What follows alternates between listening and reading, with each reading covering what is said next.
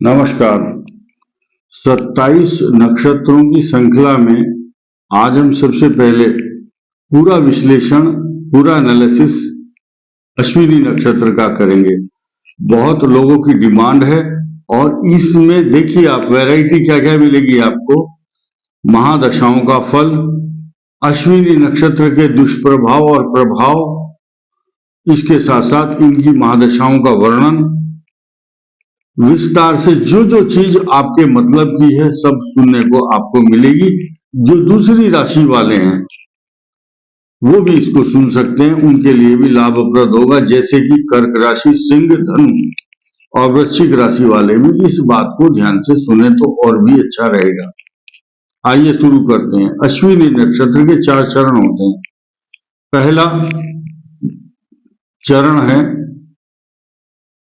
4 चरण में 9 अक्षर टोटल मेष राशि के बनते हैं, लेकिन सिर्फ 4 चरणों की बात करेंगे। 4 भरणी के और 1 कृत्तिका नक्षत्र का भी है, लेकिन सिर्फ अश्विनी नक्षत्र की बात करते हैं। अश्विनी नक्षत्र केतु जो है इसका स्वामी माना गया है, या अश्विनी नक्षत्र में जो उत्पन्न होते हैं जातक उसको गंडमूल नक्षत्र कहा गया है। 27,000 मंत्रों का जाप करके विधि विधान से मूल शांति के पश्चात इनकी पूजा विधान करने का तरीका आप लोगों को पता होना चाहिए, और या आप किसी विद्वान से उस समय बालक के जन्म के साथ ही पता कर सकते हैं। पहले चरण में चू अक्षर आता है, चे चो ला, चू चे चोला अश्विनी। ये अश्विनी नक्षत्र की कैरेक्टरिस्टिक्स है। केतु की दशा महादशा रहती है, आप ये समझिए 84 मंथ्स, 84 महीने, 84 महीने का ये टोटल पूरा का पूरा नक्षत्र का कार्यकाल है। यानी कि 84 महीने का मतलब है 7 वर्ष। 12 × 7 = 84 मंथ। तो पहला जो चरण है, पहला चरण में जो जन्म होगा और दूसरे या तीसरे या चतुर्थ चरण, चारों की बात करते हैं तो 7 वर्ष कुल मिलाकर के केतु की महादशा रहती है। और यह दशा उस बालक के लिए, उसके परिवार के लोगों के लिए कुछ कष्टदायक अवश्य रहती है, क्योंकि केतु इन्फेक्शन का कारक है। इसके स्वामी अश्विनी कुमार हैं और इसका जो मंत्र है उसके जाप करने से 5000 जाप तो करने ही चाहिए। उसके पश्चात दशांश हवन तथा केतु ग्रह की शांति के साथ साथ गंडमूल शांति का यज्ञ दशांश जाप करने के बाद बालक के स्वास्थ्य पर अच्छा असर पड़ता और परिवार के लोगों को कष्ट भी नहीं होता। जिनका जन्म अश्विनी नक्षत्र में होता है, 7 वर्ष की आयु तक, किसी का जन्म अगर चतुर्थ चरण में हुआ होगा तो 1.5 वर्ष तक, 1.5 वर्ष तक उसकी ये महादशा रहेगी, लगभग मान करके चलिए केतु की महादशा। जब युवावस्था आती है तो आप 27 वर्ष से कम ही कम में शुक्र की महादशा समाप्त हो जाती है। उसके बाद 6 वर्ष सूर्य की महादशा, फिर 10 साल चंद्रमा, उसके पश्चात 7 वर्ष मंगल और उसके बाद 18 वर्ष राहु की महादशा, फिर 16 वर्ष बृहस्पति। इस प्रकार जो विंशोत्तरी महादशाओं का क्रम है वो व्यतीत होता रहता है। अब हम लगन की बात करते हैं। मेष लगन और मेष राशि है, तो वो बालक जन्म समय में कफ एवं कोल्ड से पीड़ित रहता है। शुक्र की महादशा उनके लिए शारीरिक कष्ट उत्पन्न करने वाली दशा होती है।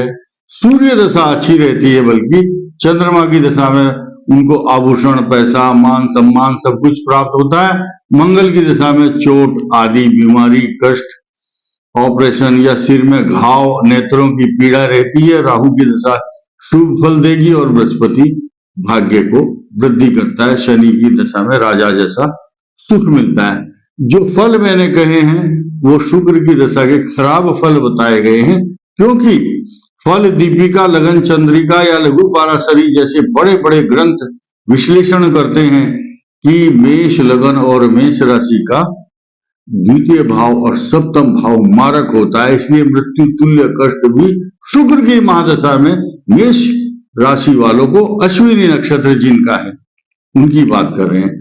कृत्तिका वाले और भरणी नक्षत्र वाले अपने आप को इसमें शामिल ना करें, फिलहाल रुक जाइए। वृषभ लगन, वृषभ लगन के द्वादश भाव में चंद्रमा होगा और अश्विनी नक्षत्र है, केतु की महादशा भी होगी। केतु कहां भी बैठा है कष्ट ही देगा। 12 के 12 भाव में केतु कष्ट देता है, लेकिन वृषभ लगन के लिए चंद्रमा द्वादश होगा। आपके भाई बहनों के लिए कष्ट, आपको यत्र तत्र सर्वत्र बीमारी के कारण कई बार अस्पताल में भर्ती, कफ एंड कोल्ड, पेट का रोग, डिसेंट्री, डायरिया, इन्फेक्शंस, ये बीमारी बचपन में चलती है। जब युवावस्था में आप आ जाते हैं फिर शुक्र की दशा 27 वर्ष तक तो रहेगी ही रहेगी। ये भी कष्टकारक और रोग कारक कही गई है। सूर्य की दशा इसमें अच्छा लाभ देगी। चंद्रमा की दशा में विदेश यात्रा और मंगल की दशा में भी विदेश यात्रा। देखिए, वृषभ लगन और मेष राशि हो और वो व्यक्ति घर से ना जाए, ये हो ही नहीं सकता। युवा अवस्था में जब उसकी सूर्य, चंद्र और मंगल की महादशा होगी, घर छोड़ करके जहाज में बैठ करके किसी अन्य प्रदेश या देश में भ्रमण करने के लिए अवश्य जाएगा, चाहे रोजगार के लिए जाए, चाहे अपने किसी भी मुख्य जो अभिष्ट कार्य है, अभिष्ट कार्य के लिए जाता। मिथुन लगन, मिथुन लगन एकादश चंद्रमा राजाओं की तरह व्यतीत करता है। अश्विनी नक्षत्र का बालक, बहुत शुभ फल प्रदान करते हैं ग्रह इसको, और इसमें भी शुक्र की दशा निरंतर लाभदायक रहेगी। जबकि 2 लगनों में मैंने ये दशा खराब बताई है। कर्क लगन, मेष राशि, अश्विनी नक्षत्र, राजयोग, राज दरबार में सम्मान, मान सम्मान, प्रतिष्ठा, क्योंकि लग्न का स्वामी दशा में बैठ गया, अश्विनी नक्षत्र वाला राजा की तरह रहेगा जब वो युवा अवस्था में होगा। तो सूर्य की दशा इनके लिए लाभप्रद, शुक्र की दशा, चंद्रमा की दशा और मंगल की दशा लगातार ये बहुत तरक्की करते हैं। फिलहाल आज के दिनों की बात नहीं कर रहा हूं, वो अलग मैटर है। सिर्फ हमने लक्षण बताए हैं अश्विनी नक्षत्र के। सिंह लगन के मेष राशि, भाग्य स्थान में चंद्रमा, सारी ही दशाएं शुभ केतु को छोड़ करके। कन्या लग्न, अश्विनी नक्षत्र, अष्टम चंद्रमा, अत्यंत कष्टकारक ग्रह। शुक्र की दशा अच्छी, केतु की खराब, वो तो जन्म के समय भी व्यतीत हो गई। चंद्रमा की दशा में अत्यंत लाभ, सूर्य की दशा में अधिक खर्च, हानि, झगड़े, यात्राएं, और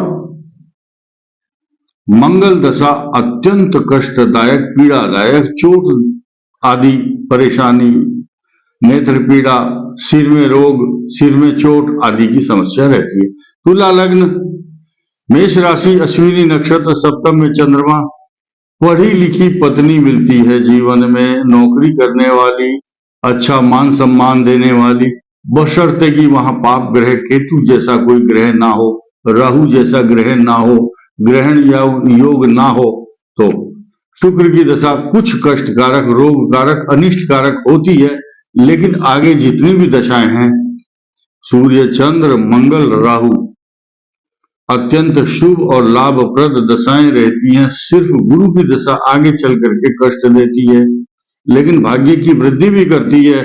वृश्चिक लग्न, मेष राशि, छठा चंद्रमा, रोगों से पीड़ित रहता है, कफ एंड कोल्ड, डस्ट से एलर्जी, छींकता रहता है ऐसा व्यक्ति, क्योंकि नाक में डस्ट से एलर्जी, पेट का रोग, cough and cold, allergic problem होती है और उनको पेट का रोग, शुक्र की दशा विदेश यात्रा का कारण बनती है, या ऐसे बच्चों को उनके माँ बाप हॉस्टल में पढ़ने के लिए भेज देते हैं। सूर्य की दशा में बड़ी अच्छी नौकरी या टेक्निकल काम करते हैं, इंजीनियर बन जाते हैं या बड़े बड़े एग्जाम पास कर लेते हैं। चंद्रमा की दशा में भाग्य उदय होता है। मंगल की दशा में ये बड़े बड़े कंपटीशन जीत लेते हैं, लेकिन शत्रु इनके बहुत होते हैं। धनु लग्न मेष राशि अश्विनी नक्षत्र पंचम चंद्रमा, बड़ा ज्ञानी बुद्धिमान, ऐसे आदमियों को पानी से बहुत बड़ा खतरा रहता है, जल में डूबने का खतरा रहता है, कफ एंड कोल्ड की समस्या बनी रहती है। लेकिन इनकी जो दशा है, जन्म के समय केतु कष्टकारक, 20 साल तक, उसके बाद केतु के बाद 20 साल रोग कारक शुक्र, शत्रु वृद्धि, ऐसे आदमी जिद्दी होते हैं तो शत्रु पाल लेते हैं। सूर्य की दशा में इनके भाग्य की वृद्धि, भाग्य उदय हो जाता है। चंद्रमा की दशा में सोना चांदी लाभ सब कुछ मिलता है, लेकिन मानसिक शांति नहीं मिलती। मंगल की दशा में विदेश यात्रा, क्रोध अधिक आता है, चोट आदि का भय रहता है। राहु की दशा में राजाओं के समान आनंद लेते हैं। बृहस्पति की दशा मनोवांछित फल प्रदान करने वाली होती है। आगे शनि की दशा भी शुभ फल देती है। मकर लग्न मेष राशि अश्विनी नक्षत्र 10वां चंद्रमा, देखिए कितनी सुंदर बात है। चतुर्थ भाव में चंद्रमा, केंद्र का स्वामी, केंद्र के अंदर चंद्रो ददाति धन कांचन भूमि लाभम, सब कुछ एक्सपर्ट होता है आदमी, भूमि भवन वाहन सवारी, उसके घर में हर प्रकार के सुख सुविधाएं, सोने की चम्मच लेकर के ऐसा व्यक्ति जन्म लेता है। शुक्र की दशा का फल निरंतर अच्छा मिलता है। सिर्फ 7 वर्ष तक कष्ट पाता है ऐसा बच्चा, उसके बाद 20 साल शुक्र की महादशा।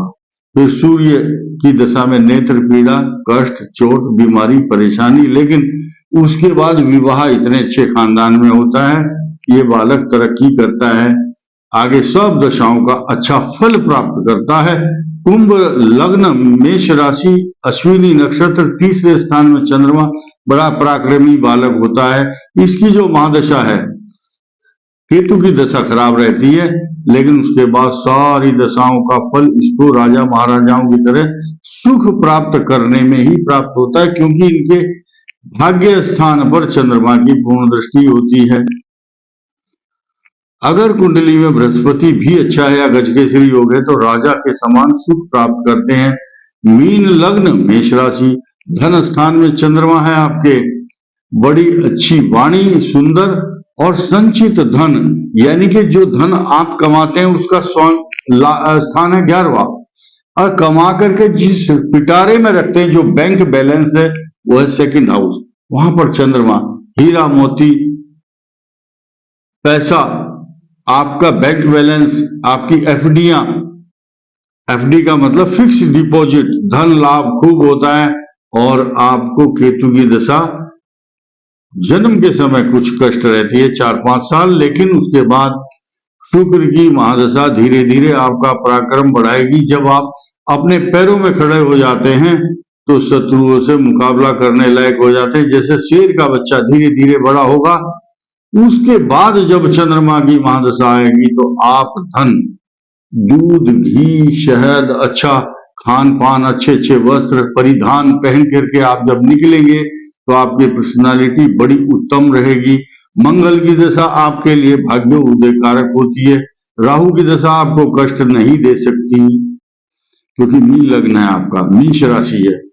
उसके बाद बृहस्पति की दशा में आप राज सुख प्राप्त करते हैं। शनि की दशा में विदेश गमन, यात्राएं और बड़े बड़े उद्योग कारखाने लगाने लायक होते हैं, क्योंकि आपके लाभ स्थान का स्वामी शनि होता है। आगे सभी दशाएं शुभ फल प्राप्त कराती हैं।